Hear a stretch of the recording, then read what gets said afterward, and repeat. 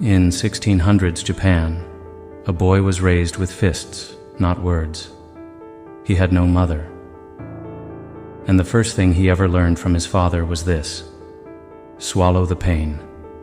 No one ever asked him, "How do you feel?" They only told him what to do, what time to wake up, how to speak, how to walk, how to stay silent. Sound familiar, young wolf? But that boy, there was something different in him. He didn't obey. He watched, in silence. He had things to say, but every swallow was a scream taking shape. He stared at the body language of his masters. He learned how the weak trembled, and how the powerful lied. And in those early years, he understood one thing. In this world, you either kneel to them or make them kneel to you. That boy grew. His name was Miyamoto Musashi. Remember him, cub? We spoke about him once before. Listen closely. There's still much to learn from this man. One morning, before he even turned 20, he drew his first sword.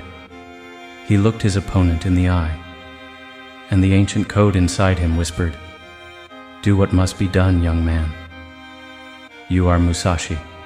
That name must mean something. If someone challenges you, the rule is simple. You answer. Always. No submission. Every man is a king of his own battle, and a king may fall, but he must fall as a king. For Musashi, that wasn't a hard choice. Fight. Now look around you. Power has changed shape, hasn't it? Today, power isn't swords or duels. It's titles, status, networks. We don't gather in streets or sharpen steel. We sit at desks. We punch in. We answer emails. And yet, the call is the same. Be the wolf, even when you wear the sheep's uniform. Hey you, the office worker, the gas station clerk, the janitor cleaning up the streets, the teacher, the new member of Wolves Club. You. It doesn't matter where you stand today. It matters what's waking up inside you. Because maybe you've felt it. Maybe a voice whispered, "This isn't all there is." That's your nature speaking. Don't ignore it. Don't shame it. Don't cage it. This is the way of the wolf. This is the path you were meant to walk. Now let's return to Musashi. From that day forward, Musashi fought 62 duels, and he won every single one, because by then he was no longer a man. He was a symbol, a rebellion made flesh. But now, listen closely, because this story is not about him. It's about you. You were born, just like that boy, but instead of chains, you were handed instructions. They trained you, softened you, shaped you, and then they tamed you. Make no mistake, and it wasn't an accident. It was the plan. They told Musashi to kneel, to obey, to be less dangerous. But with you, they were more clever. They didn't say obey.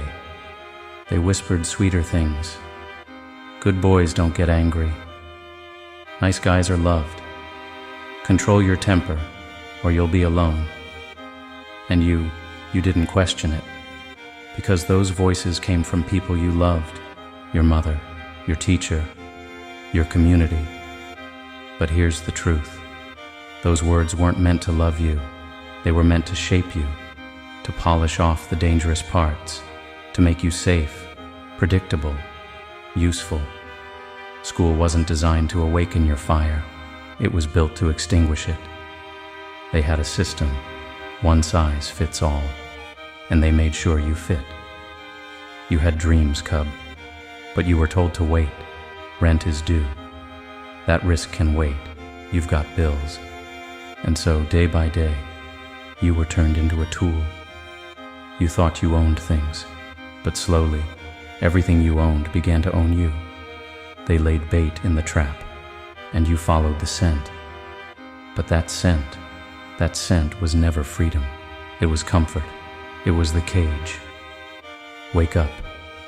Every morning, same hour, same route, same scripts. Don't question the questions, just repeat the answers.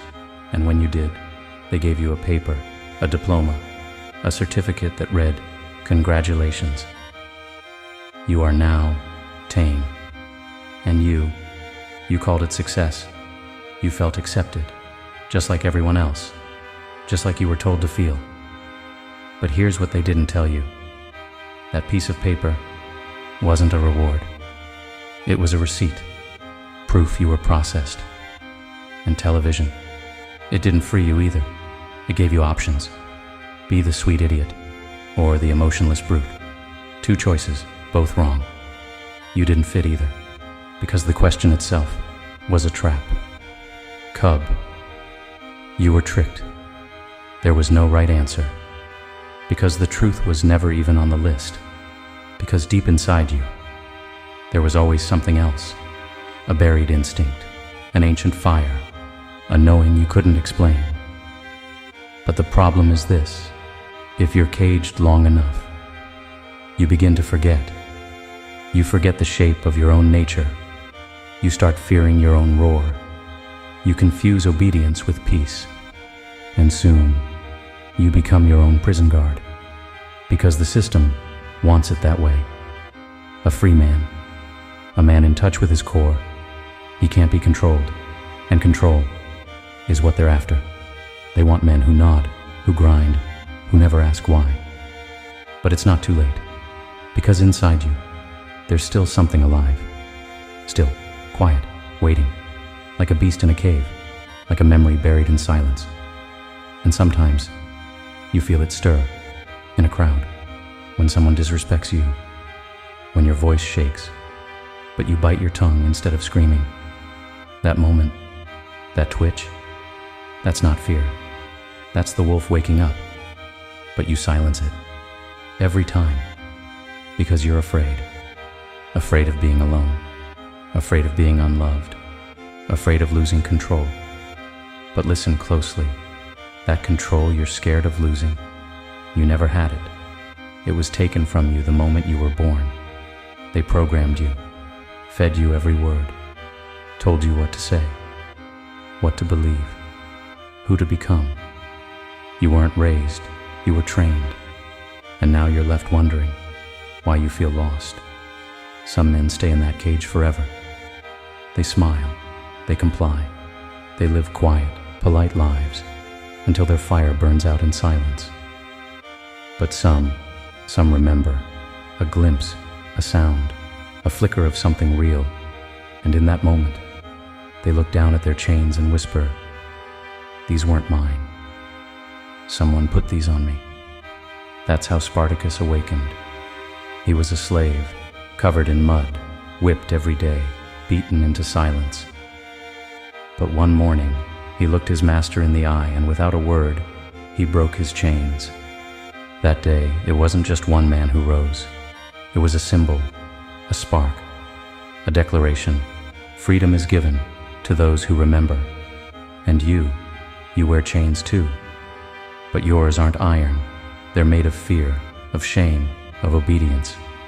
And the moment you notice them, the first crack forms. That crack is the beginning of your freedom. No one told you this was a plan. No one told you they started taming you the moment you were born. But now you know. And now, before anything else, you must remember, your nature was never built to conform. The force inside you was never meant to obey. So the first step is this: break your routine. Take a different path to work. Shut off the screen you always wake up to. Speak up in that conversation you always stay silent in. And every time fear comes, smile, because that fear is showing you where the chains are. This isn't a revolution. This isn't a war. This is a remembering, a reclaiming of what was always yours. What they tried to bury, what they hoped you'd forget. Let tomorrow morning be your new beginning. Take what's in you, your art, your voice, your fire, and bring it to the world. Wherever you are, whatever you do, live fully. Because you're not a slave. You are a creation of power. You were born with something divine, and it's time to let it rise. My name is Silas Rayne. I'm not your leader. I'm a man who lost his voice once, and when I found it again, I realized thousands of men were drowning in the same silence. So I ask you now, do you feel your chains? Then stop carrying them, break them, and walk. Wolves Club exists for this. Every day, a reminder. Every video, a crack in the wall. Every word, a key. The key to your return. Welcome to the Wolves Club, Cub.